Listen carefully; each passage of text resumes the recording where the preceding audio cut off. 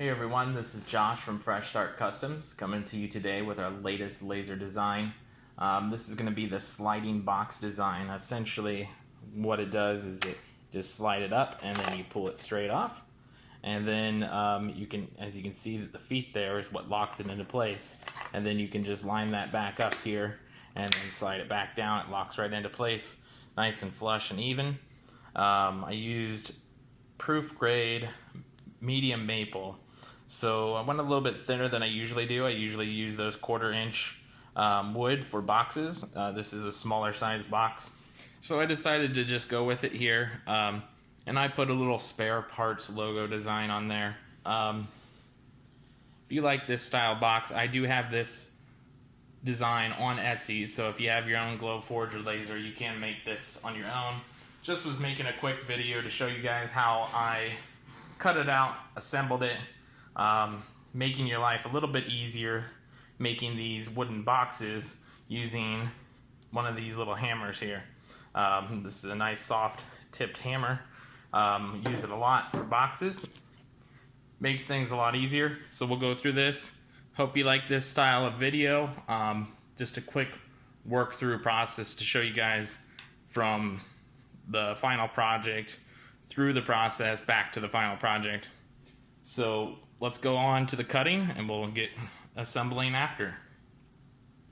As you guys can see, we're doing the cut here and then we're going to move right on to assembly after this.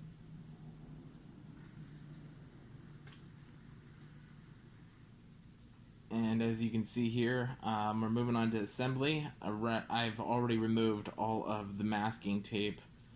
So essentially what I'm doing here is I'm removing the last piece of masking tape just to show you guys what this looks like. And I'm currently recording my voice over top of whatever I previously did just to show you the walkthrough. Just get rid of the masking tape when you're done and do a layout exactly how the design was cut out. Essentially I moved my design a little bit in the cut as you've seen previously. So right here is where you want it to be connected. That's the correct way. And then here, if you don't line it up, that's not going to work. So you want to make sure everything lines up correctly so you know where to put everything together before you even get started. So essentially what we're going to do is take this bottom piece here and we're going to move these out of the way here. And then we're going to take the first one, the outside edge, and then you're going to need to put that onto the outside of the box here. And then essentially what we're going to do is we're going to grab this hammer, we're going to tap it together. This makes quick work and easy work out of the assembly instead of taking like actual hammer, wrapping it in like a paper towel or trying to slam the pieces together on the table edge. Then we're going to move to this next one, make sure the outside edge is on the outside again, and make sure it connects to that piece. That's why we laid it out like this, so you go right in a row. And sometimes it can be kind of hard getting it right onto the edges here, so we're going to go through, get it lined up as easily as possible, and we're going to go ahead and tap this together again.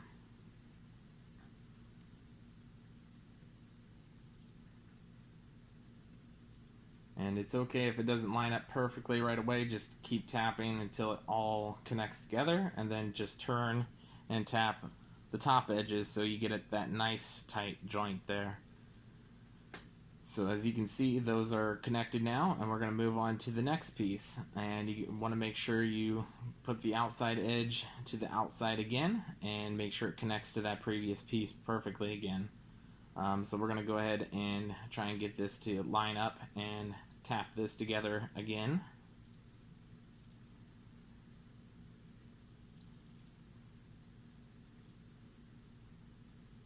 And of course when you tap that edge, you're going to tap on the other edge to make sure the joints are tight everywhere.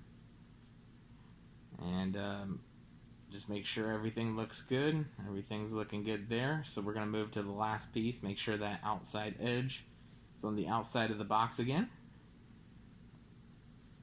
And we're going to line that up and tap it together to assemble the bottom half of this box here.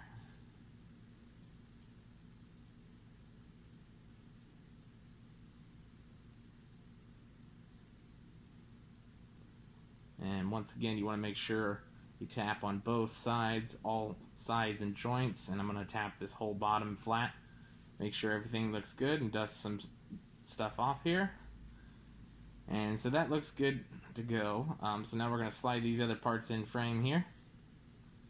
And we're going to use our top piece here, and we're going to connect it to the rest of the box to the bottom here. This one's a little bit trickier because you've got all of the bottom put together. So we're going to try and tap this together, and sometimes it's hard to get everything to line up perfectly. What I do is I try to line it up as best as possible, tap in one side, and then tap the other edges or opposite edges if possible until everything gets in place. Kind of want to work your way around in a circular motion to make sure everything goes down evenly and it doesn't go all the way flat on one side. That way you don't cause it to pinch and crack. So essentially, as you can see, I'm tapping all the way around, making sure everything's nice, flat, and flush, which it is. So now we're going to go ahead and move on to the top half here. So the top half, as you can see, has these little dimples for the feet, and it's going to slide right there. We're going to use these feet here, and you're going to point them down towards the box, and you're going to make sure those sliders line up and you don't have the box backwards. So we're going to take these feet and pop them right into this slot here. And then I made this a little bit tighter design so you don't have to use glue, and you just tap it in there. You may want to put glue on that just to make those feet permanent.